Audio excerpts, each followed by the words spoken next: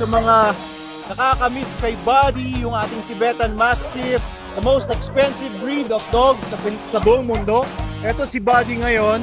Ayan si Sir Bogs, binabalita niya sa akin. Pinahandle niya to sa isang trainer natin, si Christian. Ayan o, magagalitin pa rin ang itsura ni Buddy. Hello Buddy! Kamusta na Buddy? Okay. Magagalitin pa rin o.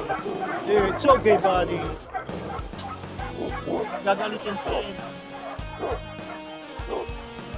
Okay, so ang ginagawa ko dito guys, pag nagpupunta ako, hinahawakan ko using an extension of my arm. So, dalawang beses pa lang naman ako nakakapunta dito kay Buddy. Ayan. Ay, it's okay. No, Buddy. Shh. No, talaga nangangagat to. No. It's okay. It's okay, Buddy. Good boy, Buddy. Very good. Ayan, so medyo kumakalma naman siya. Kapag ginaganto-ganto ko siya, oo, sa simula lang, no? Dati, ang tagal bago ko mapahinto yung pagganyan-ganyan ni Buddy. Oh, no, Buddy, it's okay. Pero, habang tumatagal, nasasarapan na rin siya. Kapag ginaganyan-ganyan ko siya, good boy, it's okay, Buddy. Ayan, mas malaking stick. Good boy.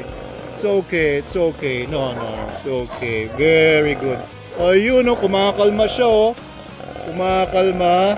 Dati, ang tagal, no? Pag ginaganto ko dati, no, parang ang tagal. Ang tagal bago kumalma. Ngayon, mas mabilis na siya kumakalma. So, may progress naman. Ginaganto rin ba ni Christian to? Very good. So, okay, Buddy. So, nare-realize na rin niya, yung may humahawak sa kanya na tao, ay hindi dapat siya magalit, ano? Pero, nagpapakita pa rin siya ng gal. Ay! Nakagat pa rin. Hey! Nakagat pa rin yung braso ko. Putol ang braso ni Doc Abel. Ikaw talaga, Buddy, oh. Teka, kuha pa tayo ng hindi mapuputol na panghawak. Nahabol pa ako ni Buddy sa galit niya, oh. So, okay, Buddy. Eto, gusto ko man iuwi sa bahay. Gusto ko uwi sa bahay, pero hindi ko na mapagkakatiwalaan ito, tingin ko. Kasi ang gusto ko dun kay, kay Sol, yung Cane Corso na inuwi ko sa bahay, bata pa. Eto kasi, nasa mga 3 years old na ito. Mahirapan na ako dito, masyadong matagal. Pero pwede pa naman, no? It will probably take a long time, pero hindi ko talaga mapagkakatiwalaan to sa mga bata sa bahay. Meron kang panghawak?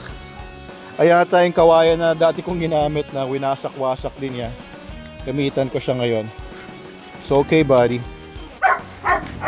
Yan. So okay. Good boy. Laki ng boses.